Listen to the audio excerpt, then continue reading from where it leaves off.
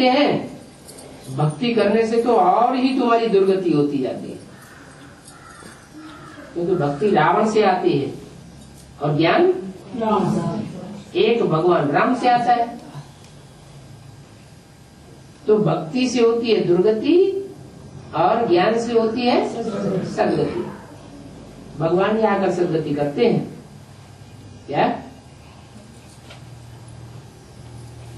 आकर सदगति करते हैं, ऐसे नहीं कि भगवान आते हैं और ज्ञान सुनाकर चले जाते हैं, फिर सुनने मात्र से हमारी सदगति होती रहती है। भक्ति में भी क्या किया, गीता भागवत रामायण सिर्फ सुनी या उसके सच्चे सही अर्थ को समझा भी सुनी। तो भक्ति मार्ग में होता है सुनना और सुनाना, और ज्ञान मार्ग में होता है समझना और समझाना।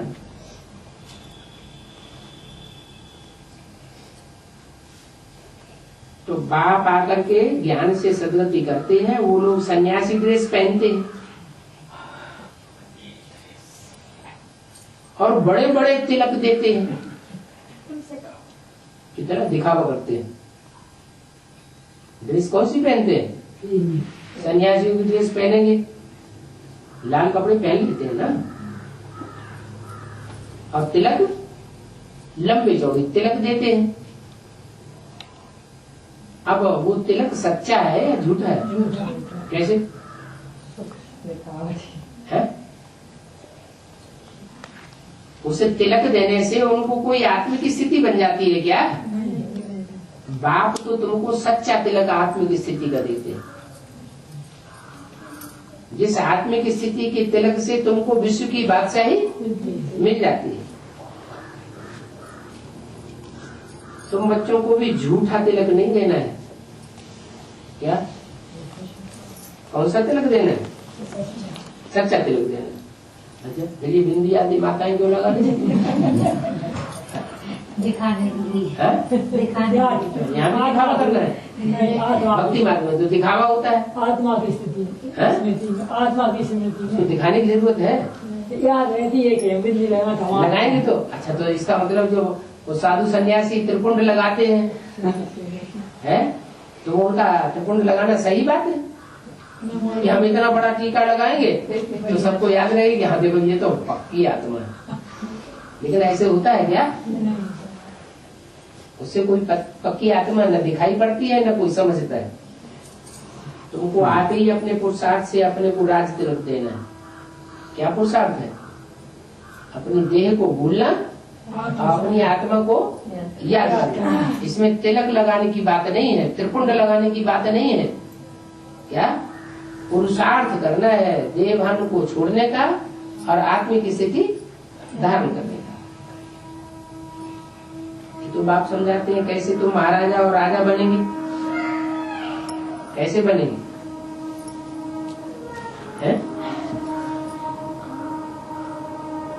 राजा कैसे बनेंगे? महाराजा कैसे बनेंगे?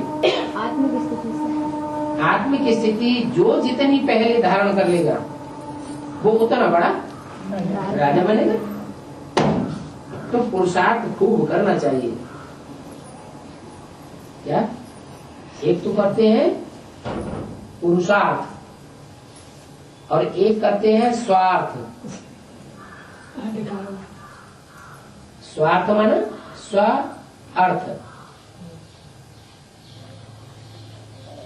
स्व के लिए करते हैं, स्वार्थ के लिए करते हैं, माना रथ के लिए करते हैं। स्व का रथ माना रथ के लिए करते हैं या आत्मा के लिए करते हैं? मान लो कोई नौकरी धंधा करते हैं तो नौकरी धंधा ये देह को पोषण करने के लिए करते हैं, ये आत्मा के लिए करते हैं? देह के पोषण के लिए करते हैं। अच्छा, मान लो देह के पोषण के लिए नौकरी धंधा छोड़ दें, कोई धंधा न करे, कोई नौकरी न करे तो चलेगा? चलेगा। नहीं चलेगा। नहीं चलेगा? चलेगा। चलेगा। चलेगा। चलेगा। आप कहते नहीं चलेगा? चलेगा। चलेगा। कोई दुनिया का नौकरी धंधा, रोटी बनाना छोड़ दो, काम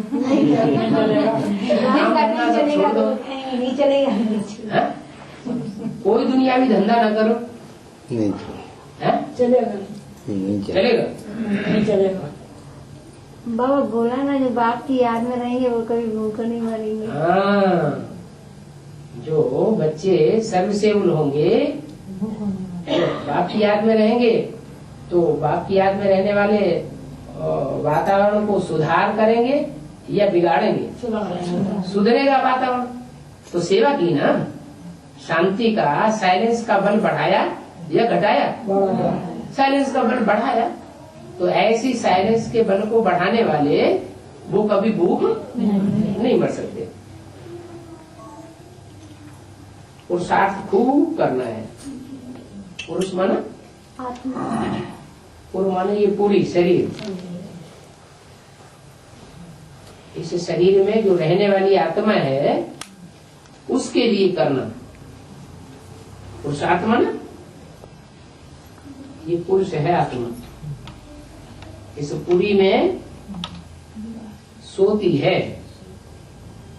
इस पुरी में आराम कर रही है आत्मा। तो जो आत्मा इस पुरी में आराम करती है उसका नाम है पुरुष। उस आत्मा के लिए हम जो कुछ करते हैं